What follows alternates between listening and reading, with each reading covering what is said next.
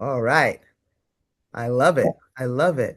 So again, my name is Laura Boyce. I'm with AFSC, American Friends Service Committee, and so happy to have all of you with us this evening, depending on where you are calling from. But we have some folks from the West Coast, so maybe it's let's getting into late afternoon, I guess. But we appreciate you joining us today for our topic today on protect, resist, and build. And we are going to talk about the alternatives to the war economy. And we thought we would get started by posing a question for you all to contemplate. Um, uh, and let me see. Yes, a question for you to contemplate, which is right here in on the screen. If you are looking at it, if you are watching the screen, in what ways do you participate in alternative economies? And if you're thinking, do I participate in alternative economies? You probably do. Um, because whether you belong or buying shares in the local organic farm so you can share food with your neighbors, whether you participate in a time bank, you belong to the local co-op where you can buy food, you are the kind neighbor who shovels your neighbor's walk. You are participating in different ways of engaging in an alternative economy. So, could you put those ways into the chat? And I see people have already been doing things, providing home cooked meals, volunteering, absolutely. Clothes swaps, that's a great idea. I love that. Um, okay, I see jokes. We got jokes in the chat too about interest-free loans for our kids.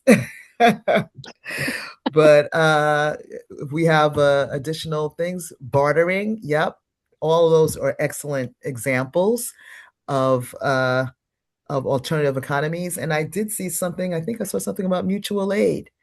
Um, which is definitely a way. And free cycling, we got a big free cycling location in my town as well. And people giving of their time in many, many different ways, many different ways. Um, so, before we get started, because I don't want us to take up too much time from our guests who have a lot to share, we would love if you could join us. It is Quaker tradition to start any of our activities with a few moments of centering silence, and I hope you will join us for those moments as we calm down, get centered, and prepare ourselves for the rich information and exchange that we're going to have with each other over the time we have together today. And when it's time to break the silence, I will break the silence and let us know that we're going to move on. So thank you as we settle into silence.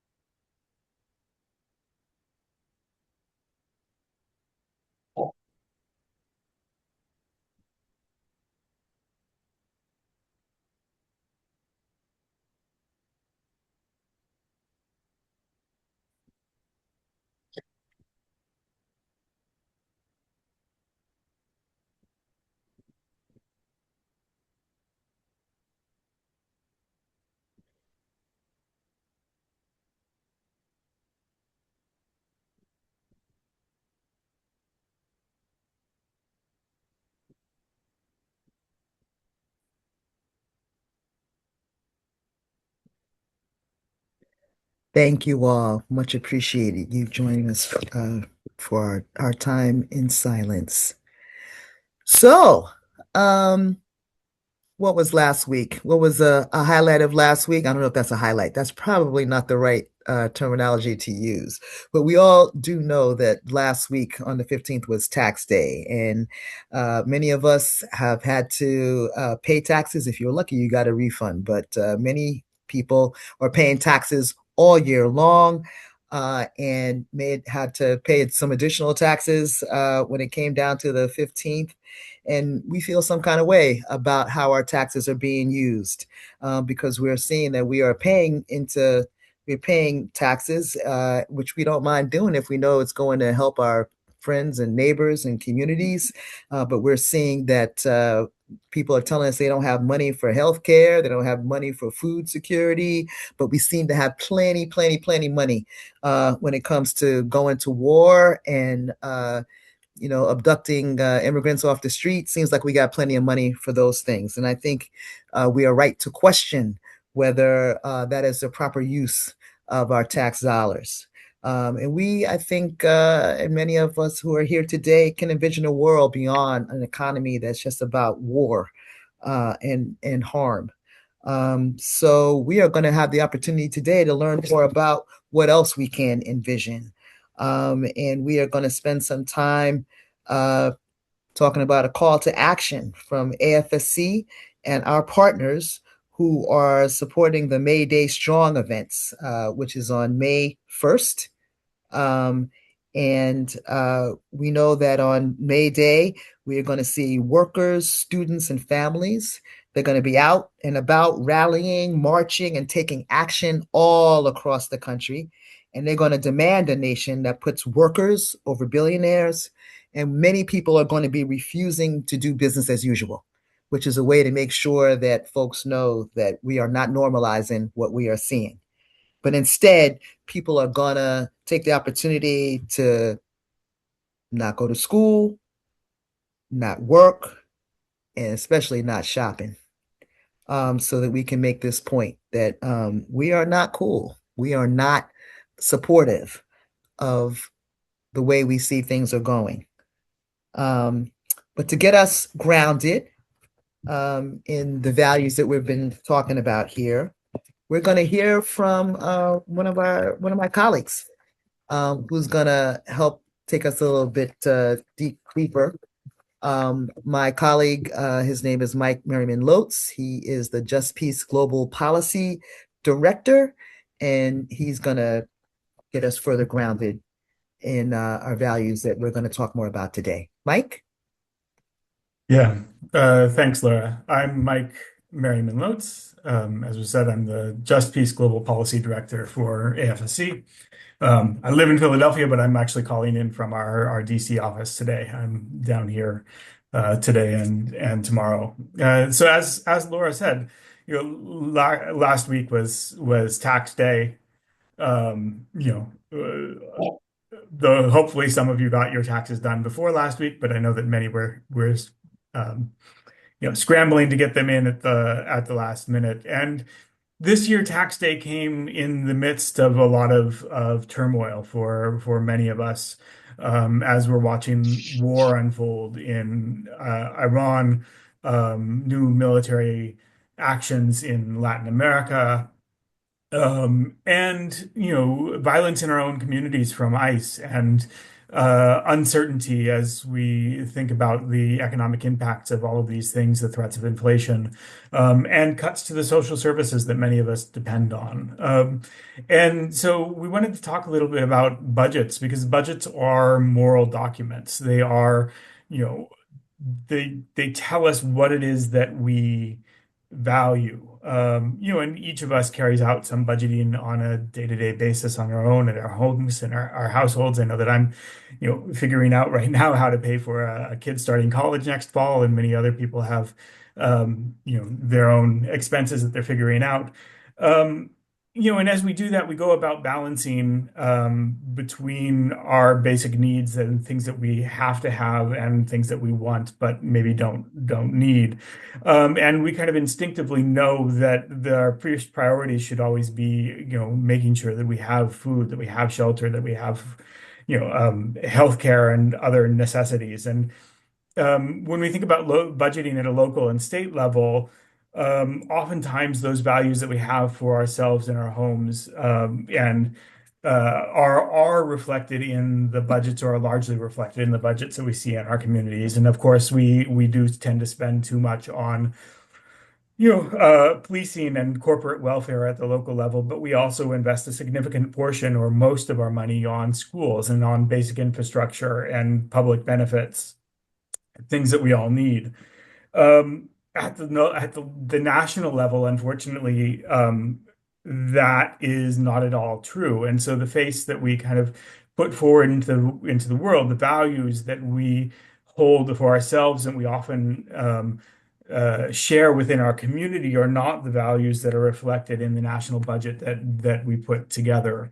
On the 3rd of April, Trump released his budget request for the coming year, and it's particularly egregious in how it ignores the needs of the public, well, pandering to the military-industrial complex and funding war and militarism, excuse me. Um, Ignoring that budget for a minute, I mean, just going back to last year, the military budget hit record highs. The US invested over $1 trillion in the military for the first time.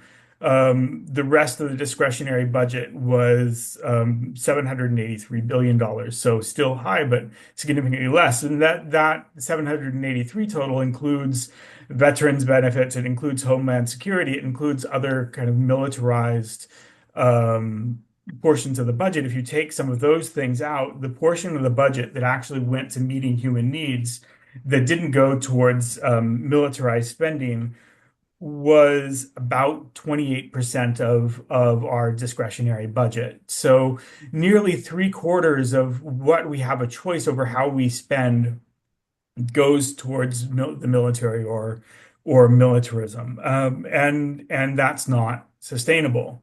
Um, but this year, the request from the Trump administration is for a military budget that increases the amount that we're spending on our military by nearly 500 billion.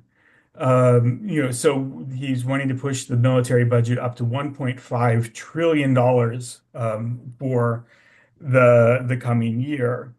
And that's um, a massive amount of money. I mean, even last year, to reach $1 trillion military budget, it involved drastic cuts to Medicaid, to food assistance programs, public goods, and other things. The Institute for Policy Studies, the National Priorities Project, just estimated that on tax day, each taxpayer on average paid about $4,000 for weapons and war. Um, and this year, if that 1.5 trillion budget goes through, there's no way to cut ourselves out of the hole that will dig for us. That's simply not an affordable budget. There's, you know, any way you look at it, the increase is unsustainable.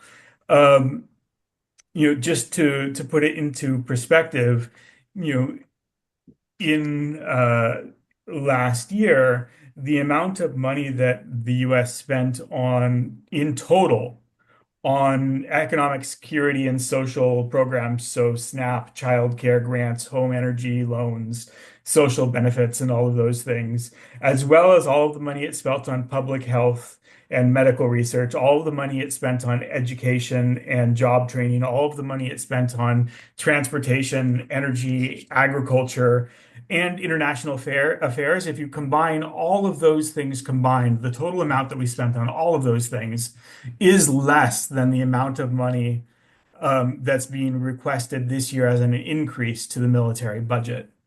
I mean, it's a really shocking amount of money that we are asking that the administration is asking to go to the military.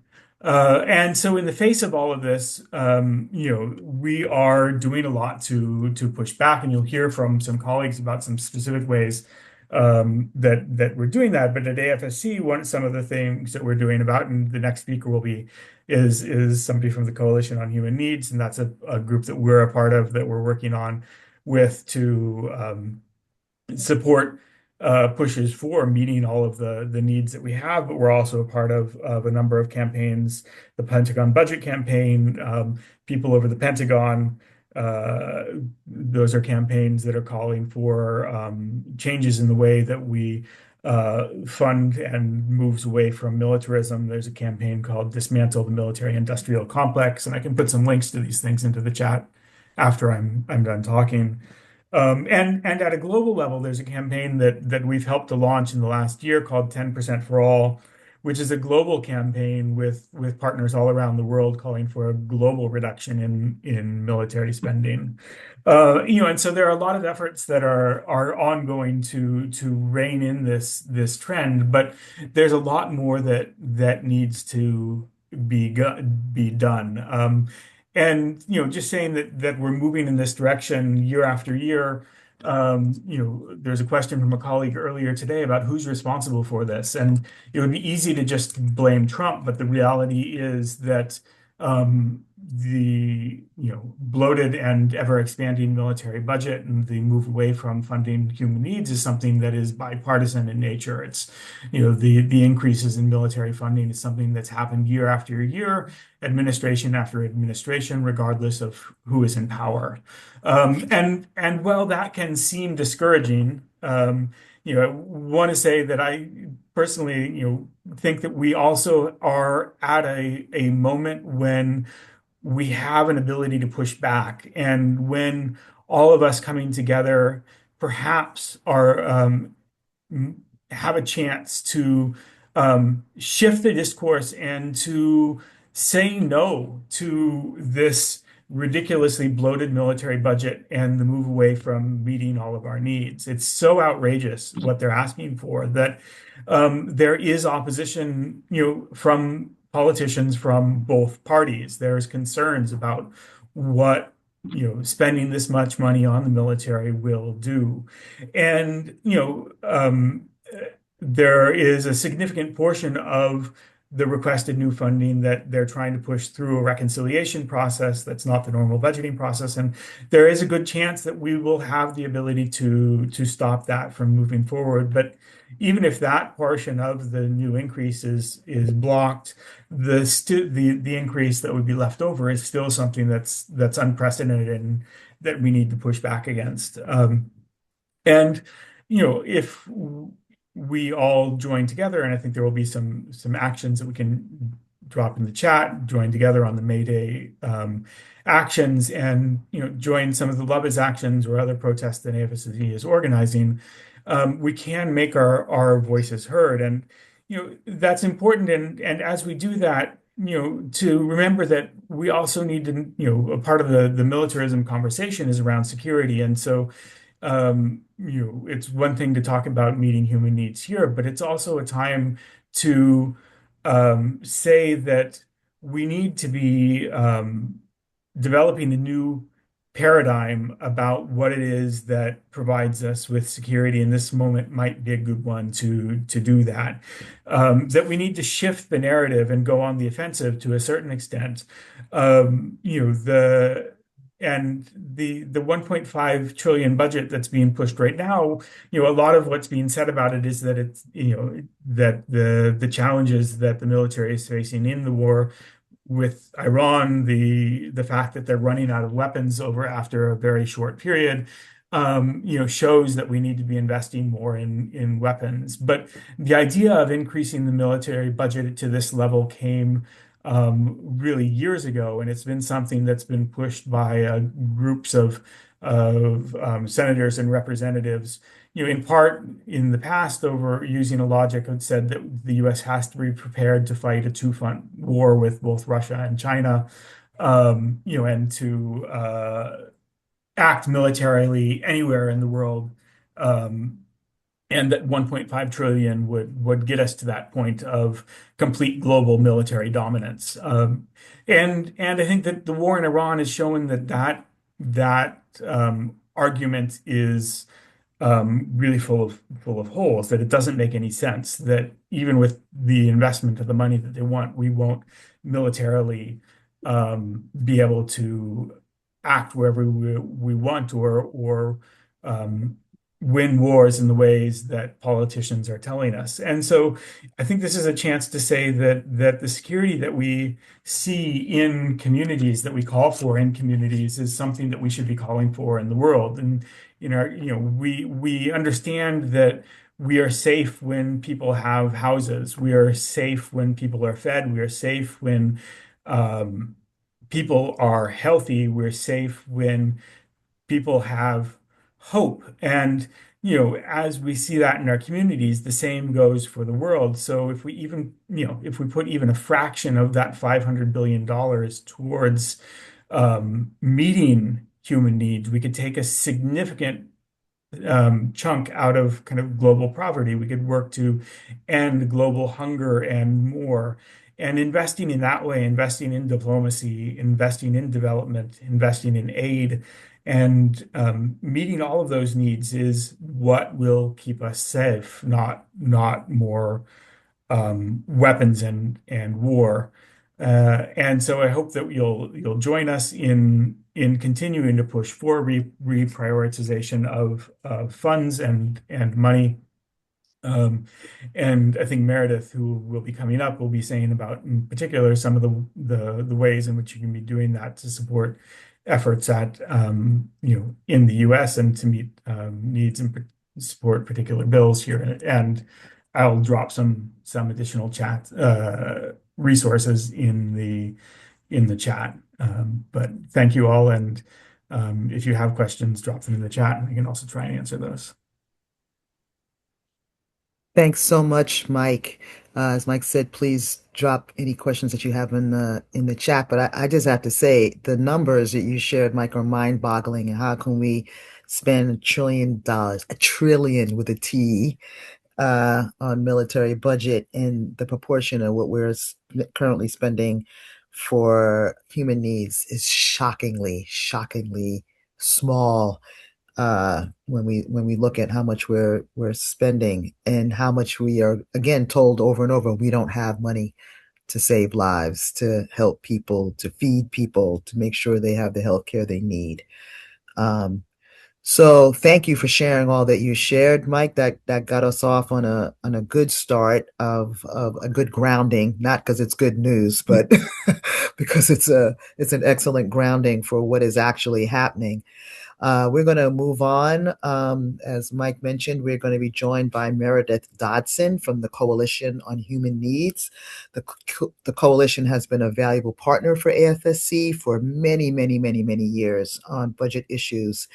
And Meredith hosts a wonderful weekly call on these issues that bring together a lot of people and groups from around the country. And we're going to now give the floor to Meredith, who's going to tell us more about the devastating effects that these budgetary, if budgets are indeed a moral document, what does it say about our morals as a country if this is how we're spending? But Meredith, you can tell us more about how we are going to see the impact in local communities and everything else that you want to share.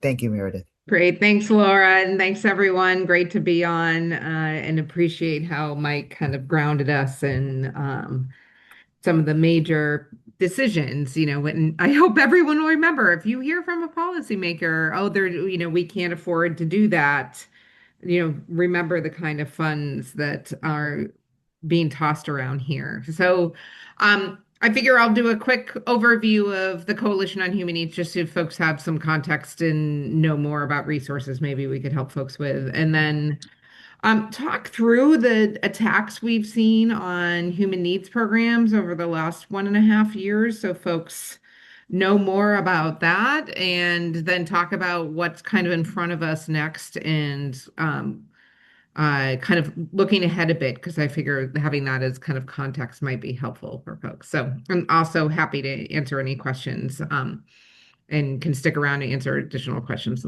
as needed. So first, a little bit of context on the Coalition on Human Needs. So we have over 110 member organizations that range from faith-based organizations and the kind of advocacy offices for some of the faith networks across the country, to labor unions, think tanks, service providers, grassroots organizations. And how I think about CHN is that kind of we are a big tent where we bring folks together to make sure that people are learning from each other, both at the national level and ideally at the state and local level too, so we can be more effective. It helps us, we kind of pull everyone together and host a massive call every single week for national advocates, but also a number of big webinars for folks across the country. Um, and it helps make sure we're not getting pitted against each other. So you don't have housing advocates kind of fighting against nutrition advocates or folks working to protect Medicaid because we're told that the pie can only be so big because that's all the funding that exists.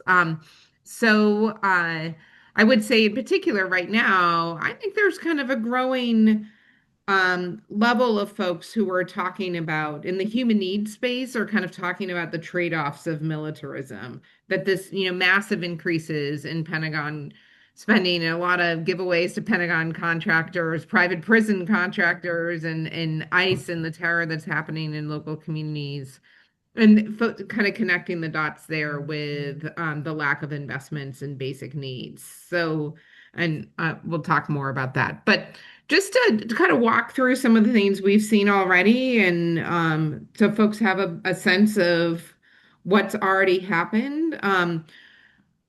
Folks might remember right when the Trump administration came in kind of very shortly after they made a first move where they tried to just basically freeze federal funding across the board.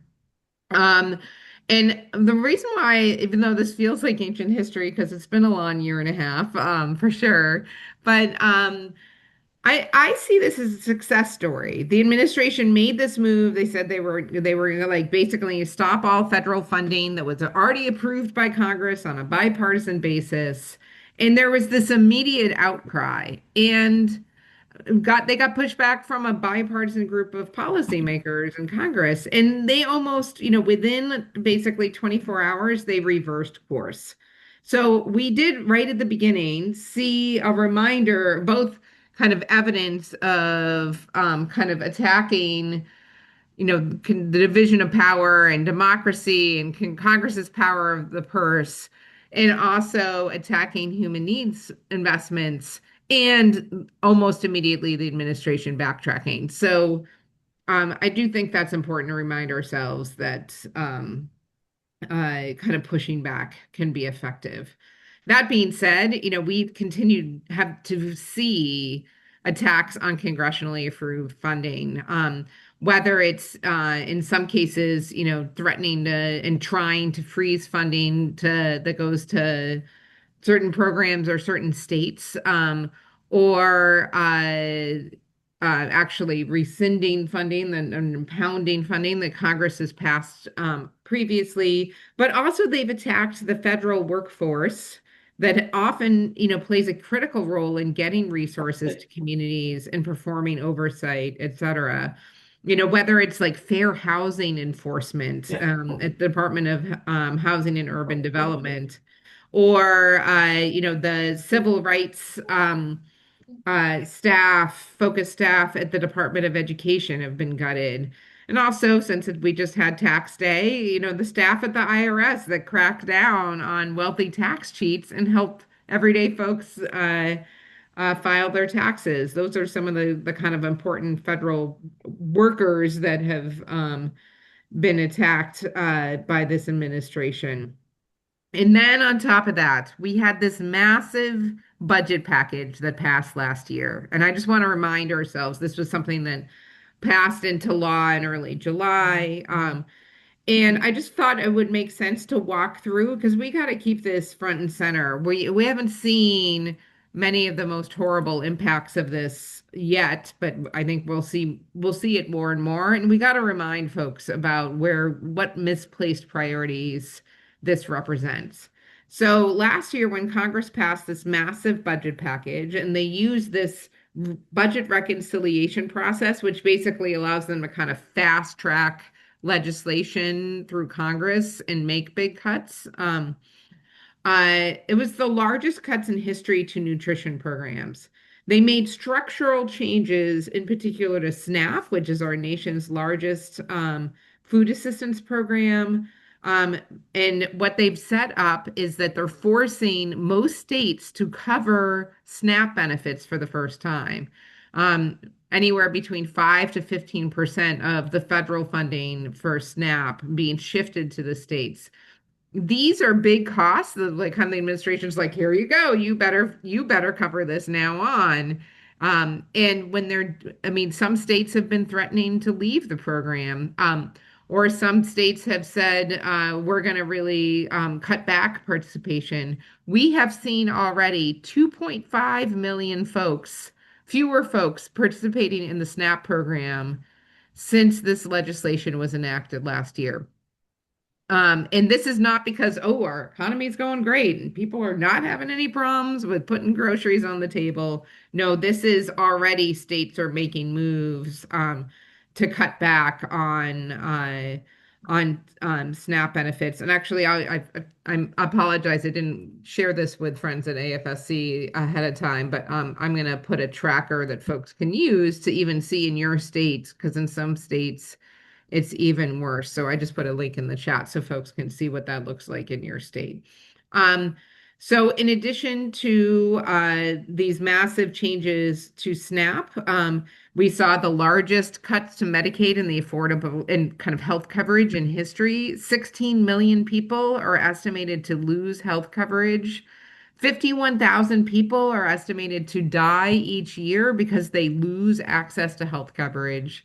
Many of you might already be seeing, there's an estimate of 300 hospitals, primarily in rural communities, that are at disproportionate risk of closing, reducing services, or scaling back on care.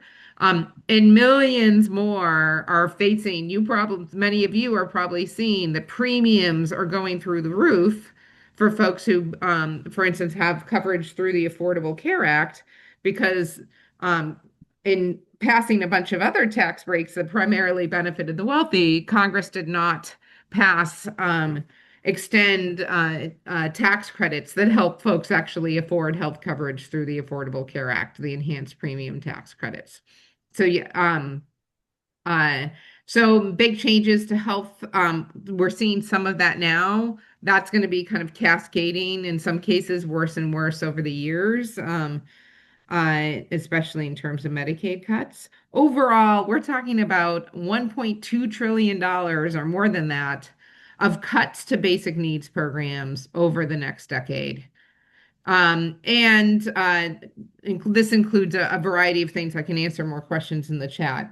Massive cuts, historic cuts to basic needs programs. And that's not even mentioning some of the other cuts to whether it's college affordability or a tax on public education, and all the ripple effects that we will see from these kinds of cuts, both because of the impact of folks losing food assistance, health coverage, etc., but also because we will see a lot of these changes, they're kind of trying to hide the ball so that instead they're like shifting the cost to the states and then being like, we're not, you can't hold us accountable. That's not us doing, that's your governor and that's your state legislatures. And then states are going to be in a position where, we might see cuts to mental health services or education, or many other things that are important and get state level funding. So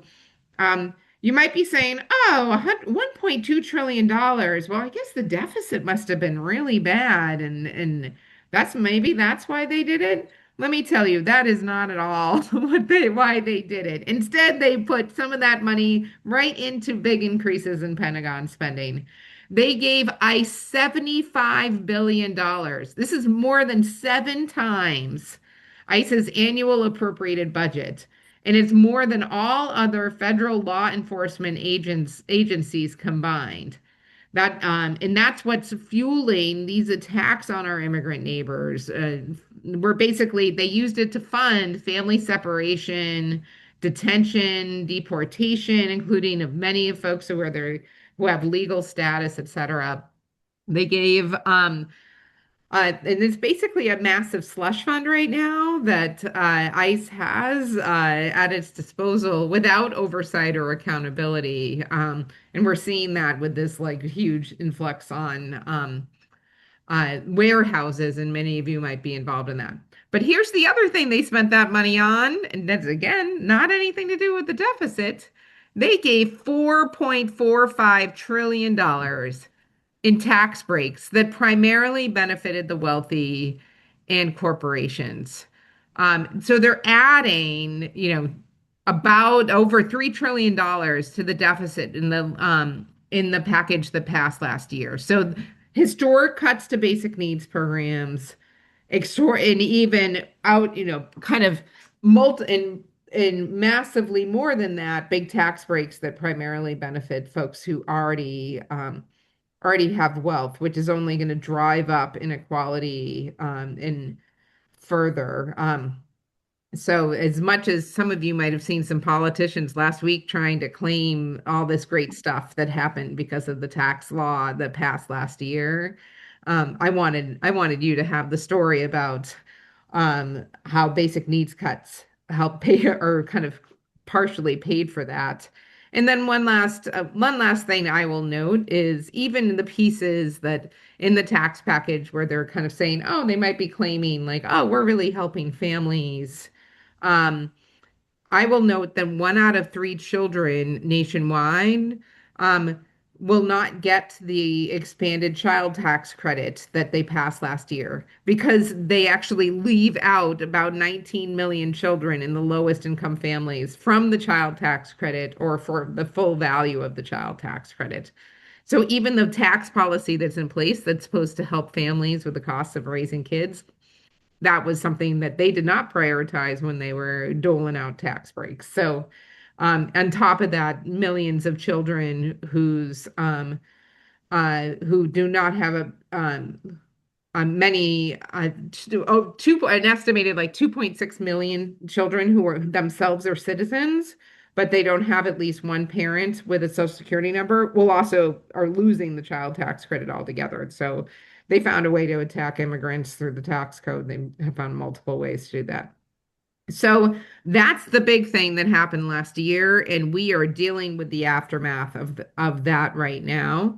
And of course, we need to track not just what's proposed and what gets enacted into law, but what's really happening in local communities. And that's in part where you all and the work that you do is really critical because you can ground your policymakers about what are the needs that you're seeing in your community. Why, part of the conversation we opened up with is, folks talking about volunteering and other ways that they're contributing to alternate economies. I know many folks are involved in things like mutual aid and seeing the needs increase because of these historic attacks on basic needs programs. And we're obviously seeing this right now in terms of our attacks on immigrant neighbors. So let me just flag what's kind of coming up next, and then we'll see what questions folks have.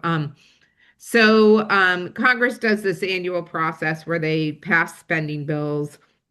There's actually a lot of pretty good news in the 2026 spending bills. The president had proposed a bunch of cuts and eliminating programs altogether.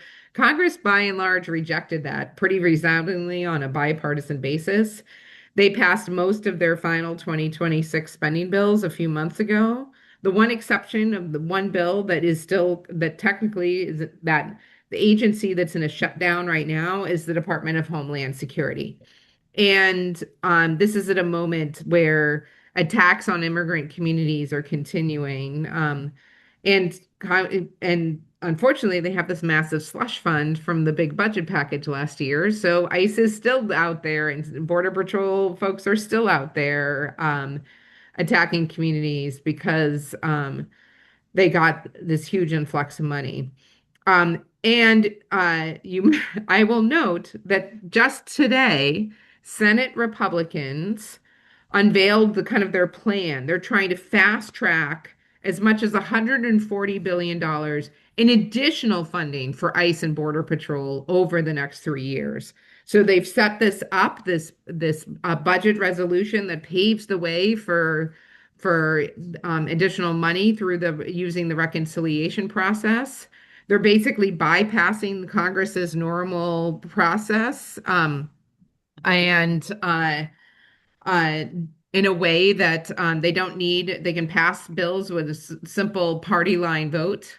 And the Senate is going to vote on this later this week. They'll do a bunch of votes on amendments, what's called a votorama, and the Senate's hoping to kind of pass this resolution to set up this big additional giveaway for ICE and Border Patrol by the end of the week. The House will take it up next week, and then they'll write the actual legislation. In some ways, like what they do past this week is kind of assigning homework to the committees to say, okay, now you write the bills that show us how you're going to spend this, 70 to 140 billion dollars for the next couple of years on additional funds for ICE and Border Patrol.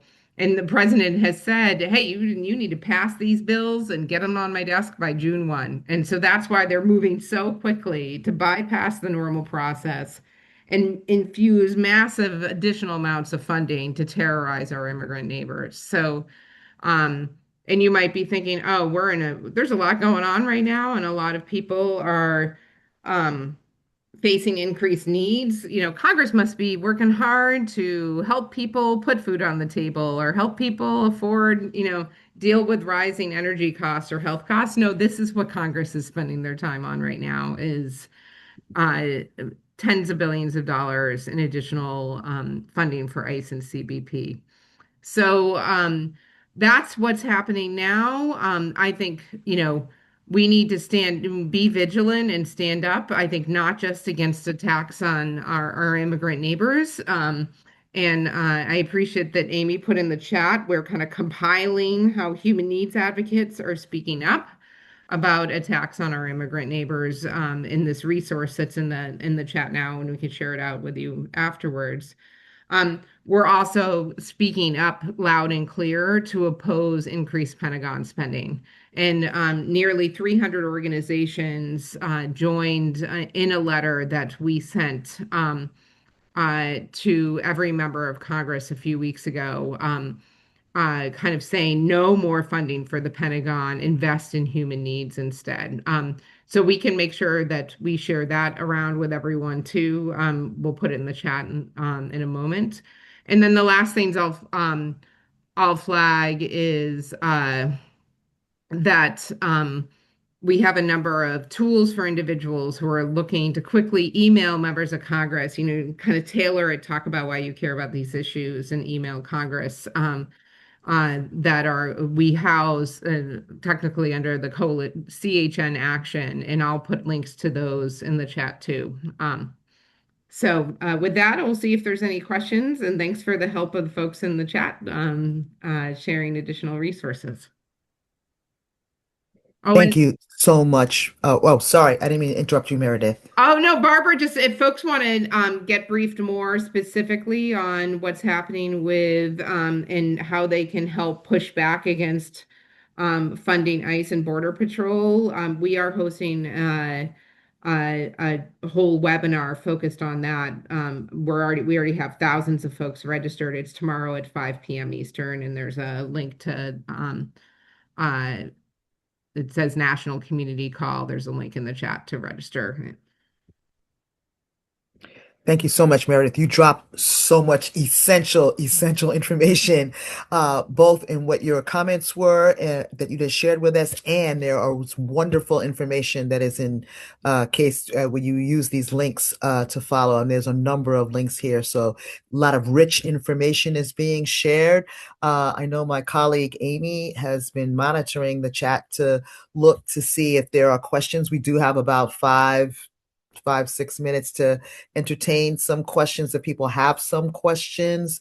I'm telling you, I'm just listening to you, Meredith, and I'm getting hot and angry about how folks are disregarding all of the human needs. Plenty of money again for Pentagon contractors, ICE and Border Patrol, private prisons, and the litany goes on. Tax breaks for wealthy, but yet the human needs that we need are being ignored, cut, and causing harm. Do we have Amy? Do we have questions? You're better at scrolling through the chat than I am. But if you have any questions, this is the time. We are happy to entertain them. Please go ahead. Amy, are you seeing anything yet? I am not seeing any questions yet, Laura Boyce. So let's Okay. see.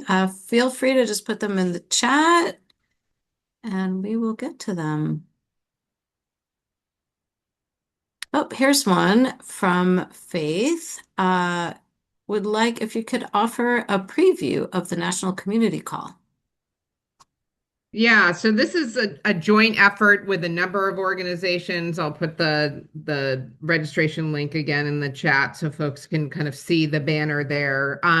So we're hosting this with a combination of some partners in the faith community, SEIU, National Immigration Law Center. And the idea is that it's kind of bring folks together, whether, a lot of the folks we work with are service providers and community advocates. Update folks what's happening with Department of Homeland Security funding. But then some of the speakers are really talking about what's happening on the ground, and how they can plug in. And if you scroll down, we'll have a couple of members of Congress, Representatives Tlaib and Ramirez. We also have Kika Matos, who just got named one of Time's 100 most important people, but that's not, I think, the exact title there. And my fabulous colleague, Dominique, will be moderating, but we'll have folks uh, who work in both the food space and also in community health space, and faith leader from Chicago. So kind of a wide-ranging set of speakers to really give both the national level overview, but local too. And I hope folks can join. And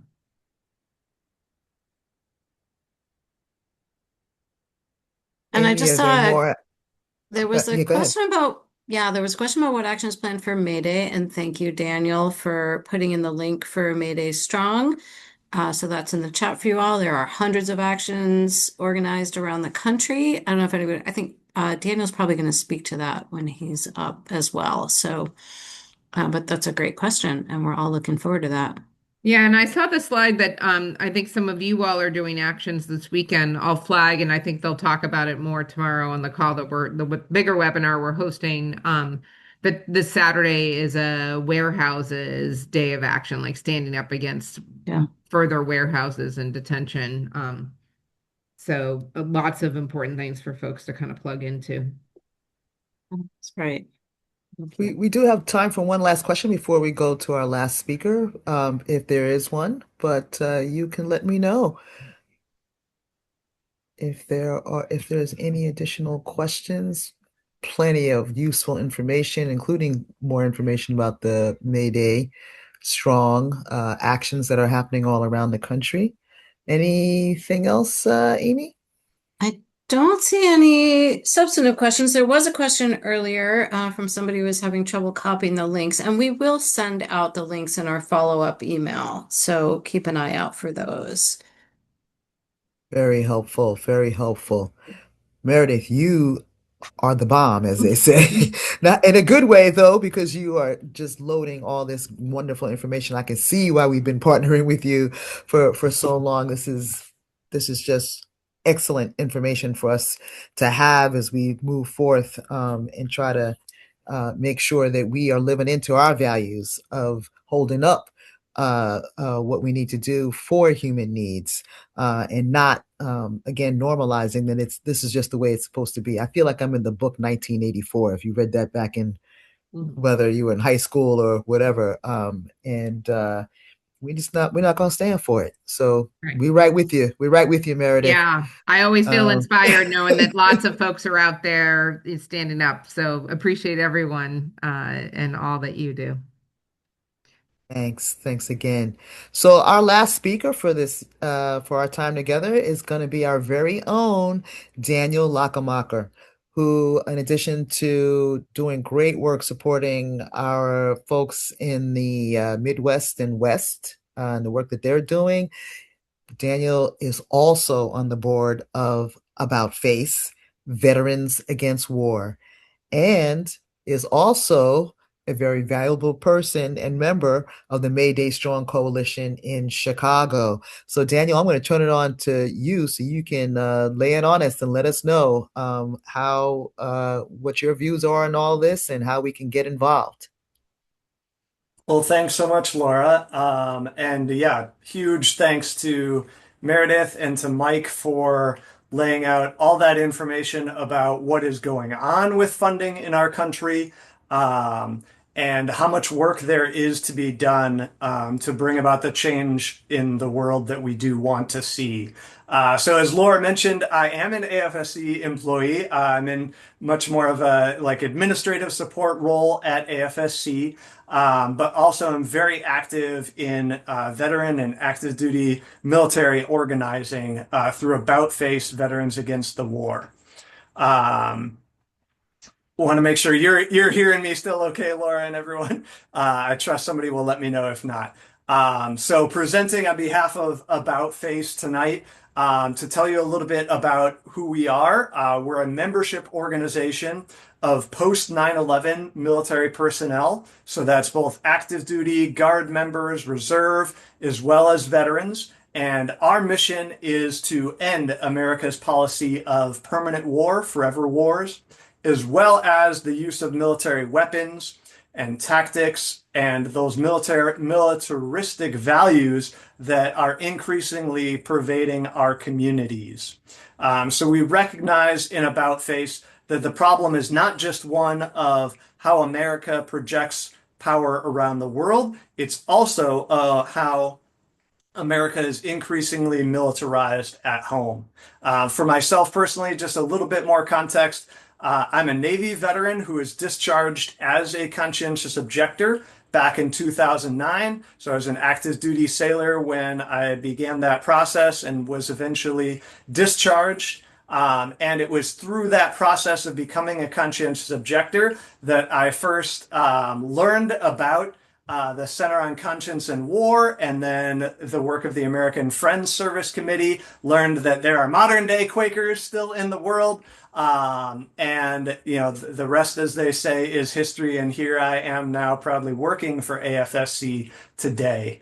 I think this focus on moving beyond the war economy and having that in the context of both broadly where our tax dollars are going and also very personally where we're choosing to spend, how we're choosing to navigate our relationships with our fellow community members is such a critical conversation to be having. First and foremost, as we talk about war economy, as we talk a lot about budgets and dollars, I do think it is an urgent need to just keep in mind the perspective that as monetarily costly as this war is, there is no comparison to the cost that the average American may end up paying in maintaining the U.S. military. It does not compare to the cost in terms of loss of life that the U.S. military inflicts around the world, and so many places around the world. And so that I think is one of the things, time and again in conversation with people, that I think a lot of people in the US don't realize is how constant the threat and application of US military force is and how devastating that is to people around the world, even when nobody or few people in America are thinking that we as a nation are actively at war. I think about the blockade against Cuba. I think about, it was just not long ago when the U.S. invaded Venezuela to kidnap their president. And so there are so many ongoing actions. Specifically, I want to start by bringing us back to how America started this current war in Iran, which was by bombing a girls' school, not once, but twice, and killing more than 160 school children, as well as teachers and other staff. I invite us to take a moment and pause and think about what the reaction would be around us if such an atrocity took place in the city that we live in the state that we live in the country that we live in. Things would rightfully be turned upside down. And yet we're living in the country that committed this atrocity. And the major narratives that seem to be coming up in media and from a lot of politicians are focused on the cost of gas at the pump, or they're focused on, how poorly managed this war is. When there's criticism of the war, it's about the war being poorly managed, not about it being immoral, not about it being illegal. And so, as an organization of veterans and active military personnel, About Face felt compelled to try and engage in some type of public action to shift these narratives. And so just yesterday in the Capitol, About Face Veterans Against the War, in coalition with a number of military family and other veteran organizations like Veterans for Peace, like the Center on Conscience and War, we had more than 100 people who occupied the Cannon House office building rotunda. And that's the photo that you see there. It was a nonviolent action demanding that Congress cut off the funding for the war in Iran and that the Trump administration bring an end to this war. In the course of that action, over 60 veterans, as well as some active duty military family members, were arrested by the U.S. Capitol Police. Now, the veterans, many of whom were in Iraq and Afghanistan, you can see them there holding a flag. They conducted a flag folding ceremony. They unfurled banners that read, "End the war in Iran." They read, "We can't afford another war, and the cost of war is too high." And they did this intentionally inside one of the most trafficked public spaces in the U.S. Capitol. This is one of the largest veteran-led civil disobedience actions that's taken place inside of a congressional building or congressional space for many years. And we recognize that in doing this, it's certainly not enough. And yet we must do something. And so I want to be encouraging you tonight to think about how you can escalate in your resistance to these ongoing wars. And that escalation of resistance can also look like investing in those community projects that you're a part of that undermine this wartime economy. So I do want to share a couple of quotes. I was not able to go and participate myself in this action, but from some of the people that were. The first is a quote from the mother of a currently deployed Army sergeant. Her name is Yadira Desant. And she said, "My son is in uniform right now. Every day this war continues is another day I wonder if I'm going to get the call. We are told that sending our loved ones into another war in the Middle East is about keeping Americans safe. It isn't. It's about protecting profits, and it's our families who pay the cost.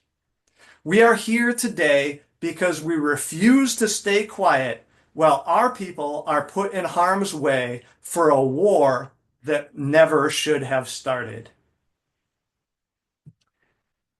I find that a powerful message from a mother who's living in that fear and concern every day. Um, and also, her message connects so much with what we heard earlier, because those costs are borne not just by mothers like her, but they're borne by everyone who's being deprived of the necessary resources that they need. And some of those resources as veterans that we see being stripped away are through the Veterans Administration healthcare system. Because over the course of the past year, more than 30,000 jobs have been cut from VA healthcare. And yet you've heard on this call how many billions of dollars are being proposed to go to support more warfare. And so time and again, we come back to the message of funding healthcare and not warfare. That is what our communities need. So there's tens of millions of people across this country we know that are upset with Trump about this war. And that's certainly where the Democratic Party wants all of the attention. But my fellow About Face member and Marine Corps veteran Matt Howard reminded everyone as he participated in this action that all of Congress bears great responsibility given the budgets that they legislate and given their failure to put a stop to this illegal and immoral war. And I appreciate so much how much Meredith tied in those congressional pressure efforts, because the power of the purse is still residing with Congress as of right now. And they have the ability to change funding. They have the ability to shift and fulfill that demand of ours to fund healthcare and not warfare. And so Matt said the following, quote, "We cannot afford another war. We know from experience that this war, like the ones before it, will only make a handful of companies and politicians rich, while it devastates the people of Iran, the broader Middle East, and working people here at home. Funding this war means putting even more lives at risk. The Iranian, Lebanese, and Palestinian communities targeted by U.S. weapons and deployed service members, they're all at risk because their elected representatives were too cowardly to take a stand." And that's the end of Matt's quote. And that's a powerful reminder. And here you get another view of these veterans and military family members in formation there in the rotunda. And this action, it comes just after the first month of this war that has already cost, estimates are, taxpayers more than $25 billion. And I want to highlight, I think, something that is really missing right now is from most major American media is how poorly the war is going, even from an American military perspective. That's certainly not what the media is portraying, but that $25 billion sum doesn't include the massive amounts of equipment loss that the U.S. has experienced in terms of bases that are all around Iran that have been attacked by Iran in defense of their nation. And so this is part of what is right now the unseen cost because of how much both the US media as well as the US government has put restrictions on, for instance, satellite imagery. Public source open access satellite imagery was originally displaying some of the damage to US bases.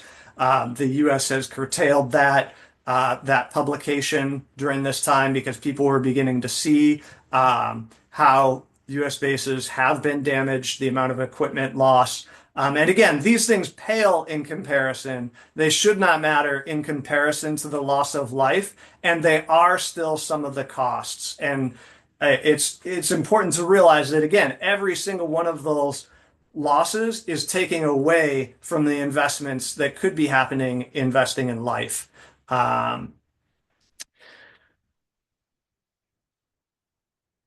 So So veterans, military family members, supporters at the action, we're making, as has been happened tonight, the direct line from the spending that goes into this war is connected with, at the same point in time, the cuts that the Trump administration has made to the VA, to the Department of Education, and to dozens of other federal agencies, as well as directing huge amounts of increasing funds to ICE and the Pentagon.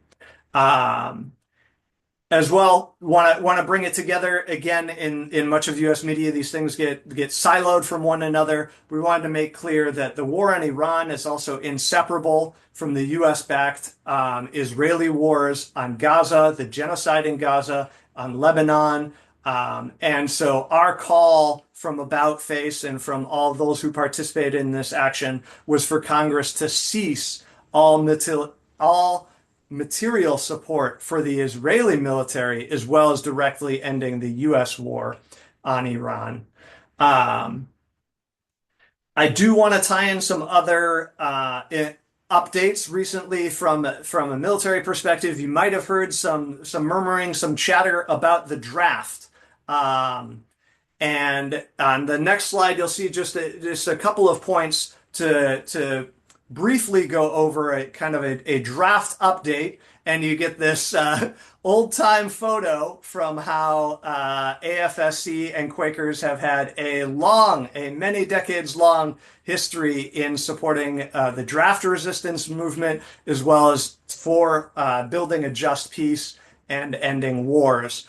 But if you have not heard, there have been changes to the Selective Service. These changes are set. The Selective Service is the name of the federal agency that, if a draft were to be instituted, the Selective Service is the agency that is supposed to oversee the draft process and then bring people forward for induction into the military.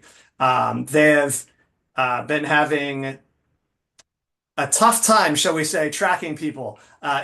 Fewer and fewer people are registering for the draft, registering with Selective Service, rather, which is supposed to be mandatory if you're a male when you turn 18 in the U.S.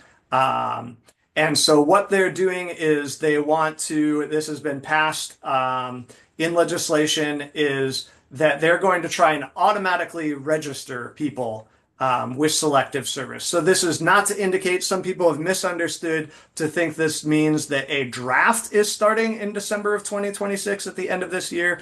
There is no indication of a draft beginning at the end of this year. What is going to change is that it's been authorized for the Selective Service to utilize a whole variety of all sorts of other federal records to be able to automatically register and then track people's address and track people's information in their Selective Service database that they're supposed to maintain in case it were decided that a draft was to be instituted.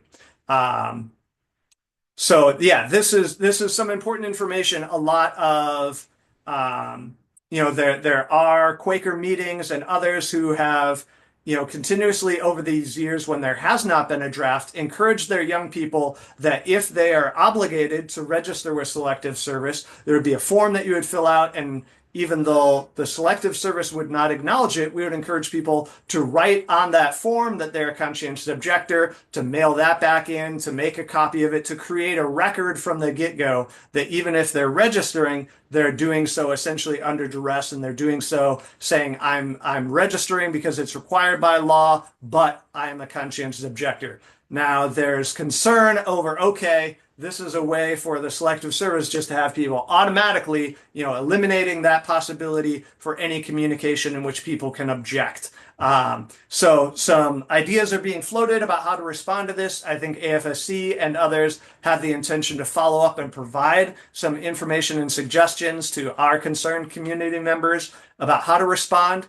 I do think, this is an important opportunity to be able to speak out against the principle of how wrong drafted military service is, and also to prepare people for these changes and how they would want to respond.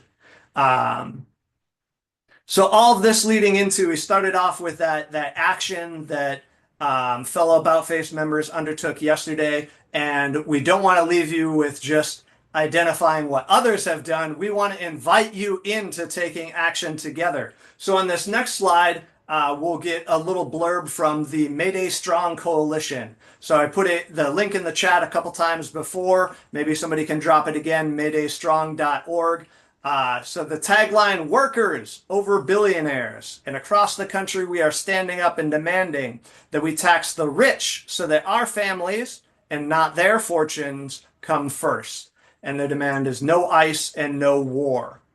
An important part of this is a recognition that when billionaires, when politicians are breaking every rule, it is going to take more than a rally to stop them. And so maybe like, well, isn't Mayday Strong just another rally? It is very much intended, you'll see throughout the website, to be far more than that. Yes, there are going to be a lot of convenings. You can see on that little map, hundreds of different locations across the United States where there are going to be Mayday actions. And this is intentionally on a work day, on a business day, on a school day. The idea is that people are seeing how they can take collective action, not just to get together on a weekend and hold signs and not really be giving anything up, but to see who is willing to take action together, even when that means perhaps missing out on some pay, even when that means maybe having some consequences of, why didn't you show up for class today? And also, changing some spending habits too, realizing that how we consume also impacts this war-footed economy that we're a part of. So this is there's a strong element of labor involvement in this as well. And that's why I want to tie in some of the work we've also been doing with About Face, and this is how we've gotten plugged in with the Mayday Strong Coalition, is there are labor union partnerships like with SEIU, where they have large amounts of VA healthcare workers who have come under attack with their union contracts, who have had jobs cut, and things like that, who are coming together. And this is where we can see organized labor power, organized people power, not just to put that word out and say no, but to be creating a cost for those who are depriving us of the resources that we need. So I encourage you, check out that maydaystrong.org, look for an event near you, realize that this is part of a larger movement building, not a one-off event, but part of a larger movement building where, yes, you hopefully can meet some people in the streets, but you can also be having conversation with your coworkers, with your classmates, and seeing how you can work together. Two final things I want to leave you with on the next slide, just to highlight as many people as possible. We need getting the word out to those who are currently in the military, that there is support. There's been a huge increase in calls for support from people who are considering conscientious objection. You see the number on the screen there for the Center on Conscience and War. And then also on the next slide, there is a QR code and the bit.ly/mill options. And in the follow-up email with the recording, we'll have links. So don't worry about trying to take it all down now. If you have the chance to grab it now, great. But if not, this information will follow. So this bit.ly mill options, that QR code, that will use an encrypted form for people to get in contact with us at About Face Veterans Against the War to be able to provide support. So thank you so much for the opportunity to share from this perspective. And I hope to see some of you out in the Chicago streets on May Day. Thank you, Laura. Thank you, Daniel. Listen, I have to say, preach, brother, preach. You are talking about organized people power. That's what it's all about. We are here to learn this information. We're here to understand. We're here to lean into our values, but we're also here to be building and taking action. So I appreciate all that you have shared. I have a son who is 21 years old. So I'm living this in real life, trying to understand, like, what does this mean when you are sharing the information about the selective service? And you were excellent in helping us to make sure that we are, when we talk about what is happening with these wars and the human lives that are lost, right? A lot of times you're hearing in the media, they're talking about the gas prices, and that's bad, right? Because that has impacts on people too. But there are people dying as a result of our country, you know, going out there and supporting the building and usage of bombs. We're having such terrible harms here and abroad. So I'm gonna leave us out here. There are many ways that people are taking action. We are supporting the May Day Strong effort, and again, you saw the link that's in the chat. I am sure somebody who I know one of my colleagues is, if it hasn't already been dropped, they're going to drop in the link to our Love as Action. AFSC since December has been holding silent public witness on a monthly basis in many places around the country. And we're doing that as part of a Quaker tradition because that is a way for us to stand in a public way to show that we affirm the worth of every single person. It doesn't matter whether they are sick, whether they are poor, whether they are migrants, whether they are disenfranchised in some way, but we need to stand up for each other. And there's a reason why this webinar series that you are here as a part of is called Protect, Resist, and Build, because we believe deeply that we have to protect our folks who are being harmed, whether they're here in this country or in other countries. We have to resist the normalization of this authoritarianism, of this sort of warmongering, and just the harm that's being visited upon so many different people. But we are also going to stand up and build the kind of community and build the kind of world that we want to see.